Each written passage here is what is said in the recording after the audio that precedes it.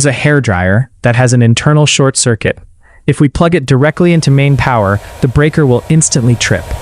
However, when we connect it through this series testing rig, the light bulb lights up, immediately showing us that there's a short circuit without blowing the fuse. First, I use a jumper wire to short the circuit, and the filament bulb turns on. When I cut the wire, the filament bulb goes off. Next, I connect a normal LED bulb. The LED bulb turns on, while the filament bulb stays off. If I remove the filament bulb, the LED bulb goes off completely because the circuit is broken. When I reconnect the filament bulb, the LED bulb turns back on. Finally, when I switch the circuit from series to parallel, the LED bulb lights up at full power. Welcome back. In this video, we're going to see how it works step by step and uncover the magic of series and parallel connections.